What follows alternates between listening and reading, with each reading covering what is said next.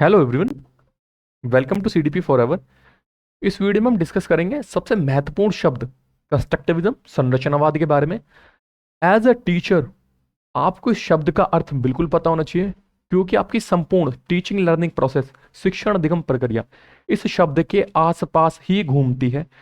अगर आप डिटेल्ड में इस शब्द को समझ जाएंगे तो ये ना केवल आपको सीटेट, डीएसएसबी, केवीएस, एनवीएस में हेल्प करेगा, वरन ये आपके सीडीपी, चाइल्ड डेवलपमेंट पेडागोजी को एक बहुत ज़्यादा मजबूत बेस प्रोवाइड करेगा।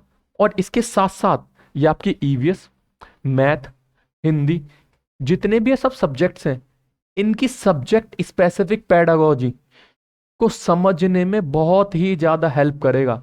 अगर आप डिटेल्ड मैनर में इस शब्द को समझ लेते हैं तो आप इनकी सब्जेक्ट स्पेसिफिक पेडागोजी को तो बहुत ही आसानी के साथ सॉल्व कर पाएंगे। तो चलिए हम डिस्कस करते हैं इस शब्द के बारे में, टीचर का क्या रोल है, इसकी क्या इंपॉर्टेंस है। कंस्ट्रक्टिविज्म अर्थात संरचनावाद।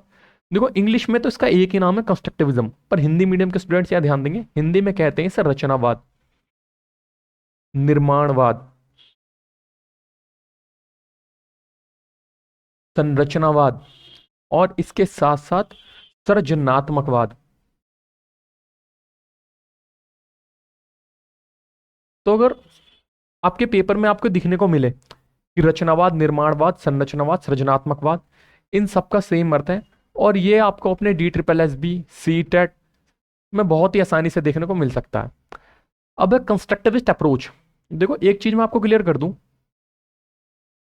जो हमारा वर्ड कंस्ट्रक्टिविज्म है यह है एक नाउन, और कंस्ट्रक्टिविस्ट अप्रोच, यहां पर अप्रोच है नाउन और कंस्ट्रक्टिविस्ट है एक एडजेक्टिव। और एडजेक्टिव क्या होते हैं? An adjective is a word which qualifies a noun और प्रोनाउन। तो ये पूरा कंप्लीट अपने साथ बनता है एक नाउन फ्रेज। इसका मतलब नाउन फ्रेज भी वही काम करेगा जो हमारा नाउन करती है। ये मैं आपको इसलिए बता रहा हूं क्योंकि ये सब पार्ट्स ऑफ स्पीच आपको अपने सीटेट पेपर 1 और 2 और इवन डीएसएसबी में तो बहुत ही नॉर्मली देखने को मिलते हैं। तो आप अभी से इन्हें भी प्रिपेयर करके चले। इनके लिए मैं एक डिटेल्ड वीडियोस चैनल पर डाल दूंगा, जहां पर मैं आपको सभी पार्ट्स ऑफ स्पीच बहुत ही डिटेल्ड मैनर में पढ़ाऊंगा। इस वीडियो का हैंड रिटन पीडीएफ आपको मेरे टेलीग्राम हैंडल सीडीपी फॉरएवर पर अवेलेबल होगा। So for more information you can also join my channel, so that you will be able to get this PDF and revise it at any time. तो back to the topic, constructivism और constructivist approach, it means the both of the words have the same meaning. यानी अगर आपको constructivism देखने को मिले या constructivist approach, निर्माणवादी या रचनावादी उपागम शब्द देखने को मिले, तो ये दोनों का सेम अर्थ है। अब हम बात करेंगे टीचिंग लर्निंग प्रोसेस की, शिक्षण अधिगम प्रक्रिया की। देखो, ये जो समस्त शिक्षण अधिगम प्रक्रिया है, इसके 3 इंपॉर्टेंट एस्पेक्ट हैं। सबसे पहला टीचर, फिर है कंटेंट और सबसे इंपॉर्टेंट है स्टूडेंट। यानी समस्त शिक्षण अधिगम प्रक्रिया आपकी विद्यार्थी के आसपास घूमती है। और सारे टीचिंग लर्निंग प्रोसेस में एक टीचर की जिम्मेदारी है कि वो अपने विद्यार्थी का डेवलपमेंट करे, विद्यार्थी को एक्टिव लर्नर बनाए, और इन सब के लिए अलग अलग अप्रोचेस का इस्तेमाल किया जाता रहा है। और इन्हीं में से एक है कंस्ट्रक्टिविज्म अप्रोच। और हां, इस बात को ध्यान में रखेंगे आप सब कि टीचिंग लर्निंग प्रोसेस एक ट्राइपोलर प्रोसेस है। इसके बारे में किसने बताया? इसके बारे में जॉन डेवी ने बताया।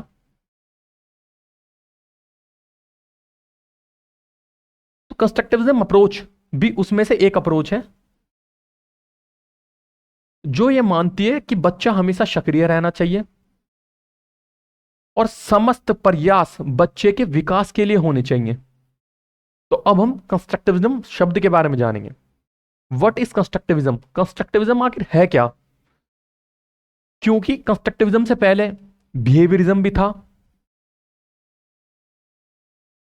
अर्थात व्यवहारवाद। व्यवहारवाद को शिक्षण में नकार दिया गया, पर कंस्ट्रक्टिविज्म आज तक रेलेवेंट बना हुआ है।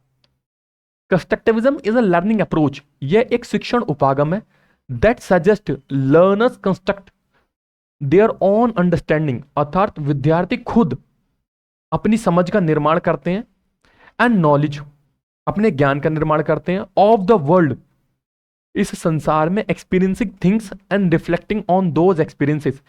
संरचनावाद एक अधिगम उपागम है जो यह सुझाव देता है कि शिक्षार्थी अपने अनुभवों के माध्यम से दुनिया की और अपनी समझ और ज्ञान का निर्माण करते हैं और उन अनुभवों पर चिंतन करते हैं, उन्हें रिफ्लेक्ट करते हैं। तो वर्ड कंस्ट्रक्टिविज्म हमें समझाता क्या है? कंस्ट्रक्टिविज्म यह समझाता है कि विद्यार्थी खुद अपने ज्ञान का निर्माण करते हैं। यह क्या है? यह एक लर्निंग अप्रोच है। कंस्ट्रक्टिविज्म एक लर्निंग अप्रोच है, ये एक शिक्षण उपागम है। कंस्ट्रक्टिविज्म में लर्नर, विद्यार्थी खुद अपने ज्ञान का निर्माण करते हैं, construct their knowledge. Constructivism approach ये मीनिंगफुल लर्निंग अर्थात अर्थपूर्ण अधिगम की बात करती है। जैसा कि आपने कई बार सुना होगा कि एक टीचर को अपनी कक्षा में अर्थपूर्ण अधिगम पर बल देना चाहिए, तो उस अर्थपूर्ण अधिगम का कॉन्सेप्ट ही कंस्ट्रक्टिविज्म अप्रोच से निकला है। और विद्यार्थी अपने पास, सबसे इंपॉर्टेंट बात, कक्षा में आते समय कुछ ज्ञान रखते हैं। यह सबसे इंपॉर्टेंट कॉन्सेप्ट है कंस्ट्रक्टिविज्म का, क्योंकि बिहेवियरिज्म वालों ने माना कि बालक टैबुला रासा है, अर्थात वह एक कोरी स्लेट है। ये सेम क्वेश्चन आपके DSSSB में 2018 के MCD के पेपर में पूछा गया था कि विद्यार्थी टैबुला रासा है, इसका मतलब क्या है? इसका मतलब यह है कि वह कोरी स्लेट है और टीचर जो भी चाहेगा उस पर लिख देगा। और कंस्ट्रक्टिविज्म के अनुसार यह एक बहुत ज्यादा गलत अप्रोच है, क्योंकि उनके अनुसार विद्यार्थी जब कक्षा में आते हैं तो अपने पास कुछ ज्ञान रखते हैं। They have their prior knowledge. कक्षा में आते समय विद्यार्थी के पास अपना पूर्व ज्ञान होता है। जब भी आपने ध्यान दिया होगा कि आपको अपने टीचिंग लर्निंग प्रोसेस में लेसन प्लान प्रिपेयर करते समय एक कॉलम बनाना पड़ता है जिसमें लिखा होता है testing there previous knowledge. It means पूर्व ज्ञान की जांच करना, और यह भी आपके कंस्ट्रक्टिविज्म अप्रोच पर ही आधारित है। नीड फॉर कंस्ट्रक्टिविस्ट अप्रोच, हमें कंस्ट्रक्टिविस्ट अप्रोच की आवश्यकता ही क्यों पड़ी? देखो, पहला पॉइंट, कंस्ट्रक्टिविज्म अप्रोच क्या करता है? ये शिफ्ट करता है लर्नर को पैसिव से एक्टिव लर्निंग की ओर। इसका मतलब टीचर क्लास में विद्यार्थियों को सक्रिय माने, वह उन्हें कोरी स्लेट ना माने जिन्हें वो ज्ञान प्रदान करना चाहता है, बल्कि माने कि प्रत्येक बालक अपने साथ कुछ समझ रखता है। कंस्ट्रक्टिव अप्रोच ये क्या करना सिखाता है? ये development of high order thinking skills, उच्च स्तरीय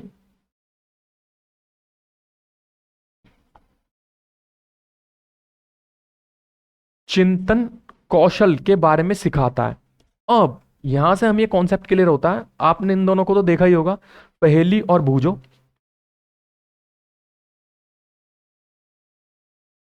ये आपके एनसीईआरटीज में बार बार आपको कौन क्वेश्चन करते हुए दिख जाएंगे। ये पहेली और बूझो, इनका कॉन्सेप्ट यहां से निकल कर आया है कि बच्चों को हाई ऑर्डर थिंकिंग स्किल्स के बारे में सिखाया जाए, बच्चों को पैसिव से एक्टिव लर्निंग के बारे में सिखाया जाए। उस एनसीईआरटी की जो आप किताब है जिन्हें आप पढ़ते हैं, उन एनसीईआरटीज को एंगेजिंग बनाया जाए, ताकि वो बच्चों के लिए बोरिंग ना हो, वो नीरस ना हो। एनसीईआरटी को टू वे कम्युनिकेशन के रूप में पेश किया गया है। तो ये सबसे इंपॉर्टेंट बात है कि एनसीईआरटी आपकी कंस्ट्रक्टिव अप्रोच को फॉलो करती है, इसलिए यहां पर इन्होंने इनके द्वारा बच्चों को बार बार क्वेश्चन समझाएं। अब कंस्ट्रक्टिविस्ट अप्रोच ये मानती है कि टीचर सेंटर्ड अप्रोच से आपको लर्नर सेंटर्ड अप्रोच और स्टूडेंट सेंटर्ड अप्रोच पर बढ़ना चाहिए। लर्नर सेंटर्ड अप्रोच अर्थात अधिगमकर्ता केंद्रित उपागम और विद्यार्थी केंद्रित उपागम। हां, ये तीन अलग अलग अप्रोचेस हैं, जिसमें एक है अध्यापक केंद्रित उपागम, दूसरा आपका अधिगम केंद्रित उपागम और स्टूडेंट सेंटर्ड अप्रोच या उपागम। ये learner centred student centred approach के ऊपर आपके DSSB में most of the time questions आए थे, इवन 2019 के पेपर में और 2021 के पेपर में जो आपका 2022 में कंडक्ट करवाया गया था। तो ये दोनों अप्रोचेस बिल्कुल अलग अलग हैं। इनके बारे में मैं एक डिटेल्ड वीडियो इस चैनल पर अवेलेबल करा दूंगा, so that you will be able to have an absolute knowledge about their concept. अब कंस्ट्रक्टिविस्ट अप्रोच का ये मानना है कि learning should be multi focused. Learning multiple aspects को कंसिडर करें, ना कि केवल एक एस्पेक्ट को। मल्टीपल एस्पेक्ट्स में जैसे कि आपने एक बहुत ही एग्जांपल सुना होगा कि एक गिलास है जिसमें आधा पानी है, अब किसी ने कहा कि आधा खाली है और किसी ने माना ये आधा भरा हुआ है। अब कंस्ट्रक्टिविस्ट अप्रोच के अनुसार ये कॉन्सेप्ट ही बिल्कुल गलत है। क्यों? क्योंकि किसी को गिलास दिखेगा, किसी को गिलास पर पड़ती हुई लाइट दिखेगी, किसी को पानी दिखेगा, किसी को वो टेबल दिखेगी जिस पर गिलास रखा है, किसी के लिए पानी बहुत जरूरी है क्योंकि वो प्यासा है, और एक छोटा बच्चा उसे इस पानी से खेलने का मन होगा। तो कंस्ट्रक्टिविस्ट अप्रोच ये बताती है कि एज अ टीचर आप अपनी क्लास में मल्टीपल आंसर्स को जिगा दें और सबको सही माने। कंस्ट्रक्टिविस्ट अप्रोच आपको कन्वर्जेंट थिंकिंग से डाइवर्जेंट थिंकिंग की तरफ अग्रसर होना सिखाती है। इसका मतलब कन्वर्जेंट थिंकिंग यह आपकी अभिसारी चिंतन, इसके ऊपर आपके सीटेट और इवन DSSB में बहुत क्वेश्चंस आए। और डाइवर्जेंट का मतलब है अपसारी चिंतन। कन्वर्जेंट थिंकिंग में हम केवल एक वन एस्पेक्ट को ही कंसिडर करते हैं और इसे अच्छा नहीं माना जाता, जबकि डाइवर्जेंट थिंकिंग अपसारी चिंतन में हम मल्टीपल एस्पेक्ट्स को कंसिडर करते हैं। और यही बात आपके कंस्ट्रक्टिविस्ट अप्रोच का पूरा बेस है। जैसे आपने देखा होगा thoughts in math, high order thinking skills, तो कुछ इस प्रकार के क्वेश्चंस को डिजाइन किया गया, इस प्रकार की किताब को डिजाइन किया गया, और ये सब कुछ आपके कंस्ट्रक्टिविस्ट अप्रोच पर आधारित है। तो आप देख सकते हैं कि आपके टीचिंग लर्निंग प्रोसेस में ये शब्द कितने ज्यादा इंपॉर्टेंस को होल्ड करता है। कुछ की प्रिंसिपल्स को जानेंगे हम कंस्ट्रक्टिविस्ट अप्रोच के।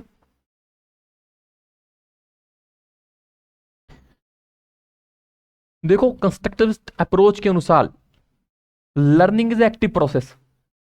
शिक्षण एक सक्रिय प्रक्रिया है जहां पर विद्यार्थी अपनी नॉलेज को खुद कंस्ट्रक्ट करेगा। और कैसे करेगा? या तो वो अपने सेल्फ एक्सपीरियंस के साथ कंस्ट्रक्ट करेगा, और या फिर वो अपनी सोसाइटी को ऑब्जर्व करते हुए कंस्ट्रक्ट करेगा। और ये बात मैंने आपको अपने वीडियो में पहले ही समझाई हुई है कि सेल्फ की बात करी है पियाजे ने और सोसाइटी की बात की है वाइगोत्स्की ने। और ये दोनों की थ्योरी कंस्ट्रक्टिविस्ट अप्रोच पर आधारित है, जिसे मैं आगे अभी और क्लियर करूंगा। आप विद्यार्थी की प्रायर नॉलेज को न्यू नॉलेज के साथ लिंक करें, ये सिखाता है हमें कंस्ट्रक्टिविस्ट अप्रोच। जो लर्निंग हो, लर्निंग शुड बी कॉन्टेक्चुअल, अधिगम संदर्भात्मक होना चाहिए, जहां पर विद्यार्थी कॉन्टेक्स्ट को समझ पाए। अब ये क्लैरिटी कैसे होगी? जैसे आपने देखा आपके 3rd क्लास की EVS की बुक है लुकिंग अराउंड। बहरहाल ये पुरानी NCERT है और अब एक नई NCERT भी इंट्रोड्यूस हो गई है। कई बार आपके सीटेट के पेपर में इसका नाम भी आ जाता है, आप इसे नोट कर लीजिएगा कि 3rd क्लास की NCERT का क्या नाम है। उसका नाम है एनवायरमेंटल स्टडीज।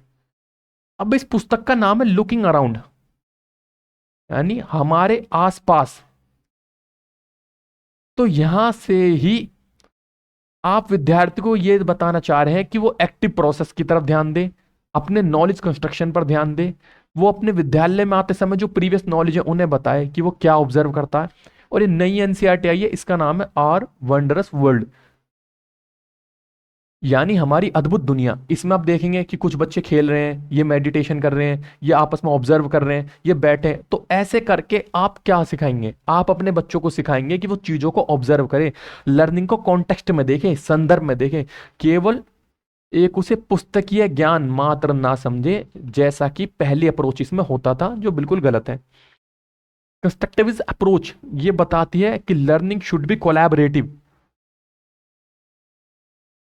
अर्थात अधिगम सहयोगात्मक होना चाहिए, जहां पर विद्यार्थी एक दूसरे का सहयोग करते हुए चीजों को सीखें। अब देखो, ये कुछ प्रोपोनेंट्स हैं, अर्थात समर्थक, जिन्होंने कंस्ट्रक्टिविस्ट अप्रोच पर सबसे अधिक फोकस किया है। मैं सबसे पहले प्याजे। प्याजे के बारे में मैंने आपको बता दिया कि प्याजे का जन्म 1896 में हुआ था। प्याजे वॉज अ स्विस साइकोलॉजिस्ट, और प्याजे रेडिकल कंस्ट्रक्टिविस्ट थे। और Vygotsky was also born in the same year. Vygotsky was an Russian psychologist, लेकिन वाइगोत्स्की आपके सोशल कंस्ट्रक्टिविस्ट थे। और ब्रूनर भी कंस्ट्रक्टिविस्ट अप्रोच को फॉलो करते थे। Bruner was born in 1915। Bruner एक अमेरिकन साइकोलॉजिस्ट थे, और ब्रूनर कॉग्निटिव कंस्ट्रक्टिविस्ट थे। तब इन तीनों के बीच में आपको डिफरेंस समझा देता हूं। प्याजे रेडिकल कंस्ट्रक्टिविस्ट थे, जो ये मानते हैं कि बच्चा खुद सीख जाएगा। वाइगोत्स्की सोशल कंस्ट्रक्टिविस्ट थे, जो ये मानते हैं कि समाज और संस्कृति का बालक के शिक्षण अधिगम प्रक्रिया में बहुत ही इंपॉर्टेंट रोल है। और ब्रूनर कॉग्निटिव कंस्ट्रक्टिविस्ट थे, जो ये मानते थे कि रीविजिट अर्थात पुनरावृत्ति से वह चीजों को सीख जाएगा। जब भी ब्रूनर ने डिस्कवरी लर्निंग का कॉन्सेप्ट दिया, और इन्होंने स्पाइरल करिकुलम की बात की। तो ये तीनों ही कंस्ट्रक्टिविस्ट अप्रोच को फॉलो करते थे, लेकिन इनकी फिलॉसफी में क्या अंतर था कि प्याजे रेडिकल कंस्ट्रक्टिविस्ट थे, वाइगोत्स्की सोशल कंस्ट्रक्टिविस्ट थे, और ब्रूनर कॉग्निटिव कंस्ट्रक्टिविस्ट थे। कई बार प्याजे को कॉग्निटिव कंस्ट्रक्टिविस्ट भी कह देते हैं। यदि आपके पेपर में ब्रूनर ऑप्शन नहीं है, तो आप प्याजे को टिक करेंगे। देखो, कुछ कमीशंस एंड कमिटीज और पॉलिसीज जिन्होंने कंस्ट्रक्टिविज्म अप्रोच की बात की है। कोठारी कमीशन, इसने कंस्ट्रक्टिविज्म अप्रोच की बात की। National policy of on education NP, और यशपाल कमेटी, इन सब ने कंस्ट्रक्टिविस्ट अप्रोच की बात की। लेकिन जो सबसे इंपॉर्टेंट है वह आपका नेशनल करिकुलम फ्रेमवर्क, पूरा का पूरा एनसीएफ 2005 ही कंस्ट्रक्टिविस्ट अप्रोच पर आधारित है। अब इसके बारे में हम कुछ पॉइंट्स को जान लेते हैं। एनसीएफ 2005 ने कहा कि learning should B child centred, अधिगम विद्यार्थी आधारित होना चाहिए। और जो आपका क्लासरूम एनवायरनमेंट है,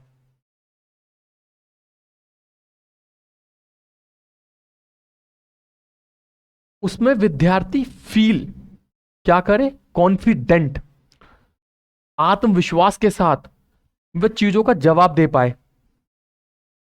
और इन सब की शुरुआत किसने करी? नेशनल करिकुलम फ्रेमवर्क ने, जो पूरी तरीके से कंस्ट्रक्टिविस्ट अप्रोच पर आधारित है। बच्चा आपकी क्लास में एक्सप्लोरेशन पर ध्यान दे, वह चीजों की खोज पर ध्यान दे, अपने आइडियाज को एक्सप्रेस कर पाए।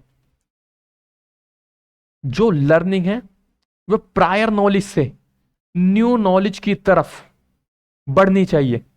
और ऐसा कब होगा?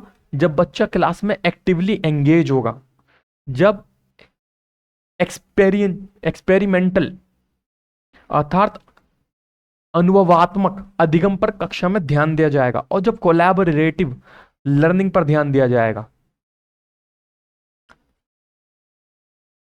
विद्यार्थी चीजों को सक्रिय के साथ सीखें। वो एक्सपेरिमेंटल लर्निंग अपने अनुभवों के द्वारा चीजों को सीखे, और कोलैबोरेटिव लर्निंग वह कक्षा में सहयोग के साथ चीजों को सीखे। इन सब की बात किसने की? एनसीएफ 2005 ने।